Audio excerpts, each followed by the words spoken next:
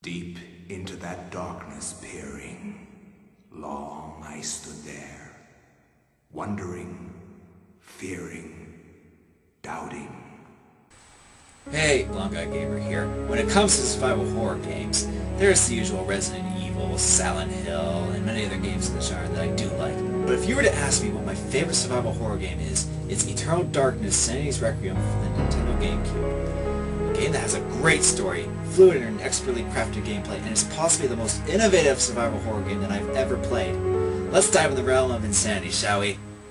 But first, a quick history lesson. Eternal Darkness is a game that was originally a Nintendo 64 game in development by Silicon Knights, but was delayed and remade for the Gamecube in 2002. And it was the first M-rated game Nintendo had published. Okay, now we'll get into the game. The game's main protagonist is Alex Roivas, a student at Washington University who is woken up from a nightmare, only to discover a new one. She gets a call from the Rhode Island police and discovers her grandfather has been brutally murdered. The police naturally have no idea what happened, and Alex won't leave her grandfather's mansion until she finds the truth behind the murder. Eternal Darkness plays similarly like other survival horror games in terms of examining things, getting key items, and solving area puzzles. The camera is fixed the whole time, but it actually works very well in showing you what you need to see and what to examine. After finding a secret room, Alex comes across the Tome of Darkness, an ancient book bound in human flesh and bone that depicts humanity's struggles with ancients, powerful Cthulhu-like beings that seek to wipe out humanity and reclaim the world for themselves. Alex will also find pages of the tome which act as chapters for the game, in which you play out various characters and their stories against the forces of the ancients throughout history. The first page of the tome depicts Pius Augustus, a Spartan commander, finding a temple of mysterious origins. He'll run into several undead creatures along the way. And for once, the fighting controls in this survival game actually works and is pretty responsive. Yeah, actually being able to fight off enemies effectively in a survival horror game. Who knew? You can attack regularly with the A button, but the best way to deal with enemies is to target their heads and arms with the R button and analog stick, as hacking them off is the most effective way to kill enemies in this game. Later on, you'll also get ranged weapons that work in the same manner in terms of locking on to them, and it works just as well.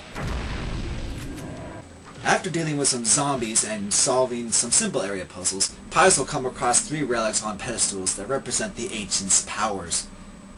Choose wisely, as the relic you pick will determine what types of enemies you face and what order of magic types you get, as the 3 different powers of the ancients become very important later on.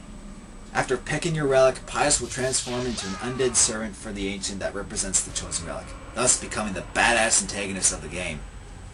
The next couple of chapters introduce some more important things about the game, including perhaps the most ingenious and creative game mechanic I have ever seen, with possibly an exception to Scrubonauts.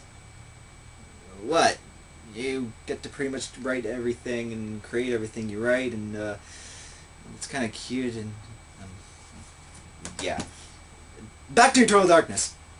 When enemies are staring you down, your character's sanity meter will deplete.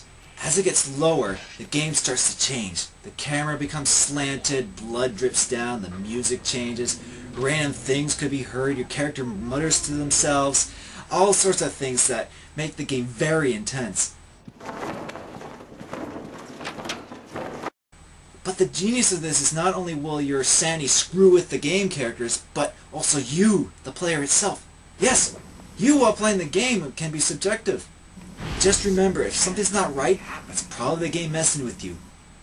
Or maybe it isn't. You never know. And that's the beauty of the system. Fortunately, you can replenish lost sanity by performing a finishing move on monsters.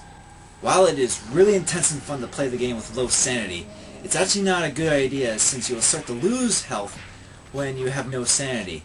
So try and keep at least a little bit of your insanity, both in the game and literally. Another mechanic we are introduced early on in the game is the magic system. At certain points your character will... Not really, I'm just playing. I guess? Well, what the heck was that?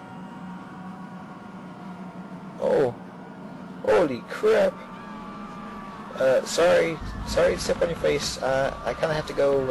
I'm sorry. Look, Dude, I'm sorry. Like, I can't. I'm trying to get off your face. I'm trying to get off your face. Oh crap! Oh, in your eye. Oh man. You just be like I'm not wearing heels.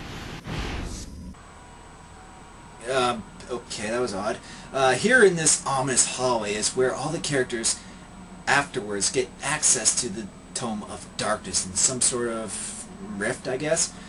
In order for the characters to use the Tome's magic, they will be forced to enter this hallway at some point near the beginning of their chapters to claim the book and all the magic that has been learned in the game so far. In order to use this system, you must find mystical ruins, the respected codex to identify them, and the scrolls for the spells. Although you don't necessarily have to get the codex or scrolls to get spells as long as you have the runes, making the magic system very flexible even if you most likely won't know what the spell is until you identify it.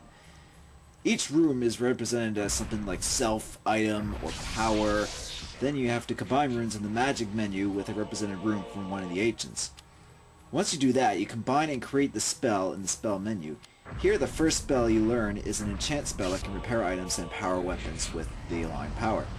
Later on, you learn healing, summoning, revealing, and dissipate spells, just to name a few. Each spell can also have a different effect depending on what alignment you have and how much power runes is used in the spell. Although when more power is involved, you'll have to make the spell anew with additional power. Plus, you'd be lying if the chanting spells didn't sound cool.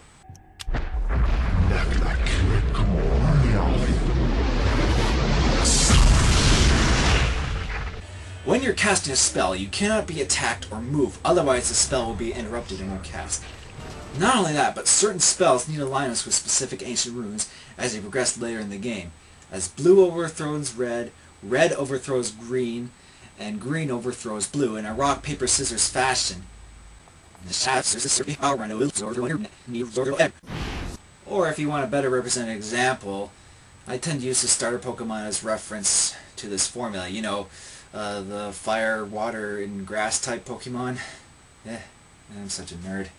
Each character also gets a magic meter along with the health and sanity meters, and because of the variety of characters you play throughout the game, they will all have different health, magic, and sanity meters respectively. Plus, they all have different stamina for sprinting too, making all the characters unique with different strengths and weaknesses. Rorschach's journal! Not only did I manage to acquire a much better and appropriate hat, but the people on YouTube still bicker among themselves like the idiots that they are, complaining about beta channels. Beta channels seem to be the scourge of conspiracies and corporations on YouTube, apparently. I need to investigate this further. Wait a minute. Something's not right. It's as if I don't belong here. I swear, what the hell? Anyway.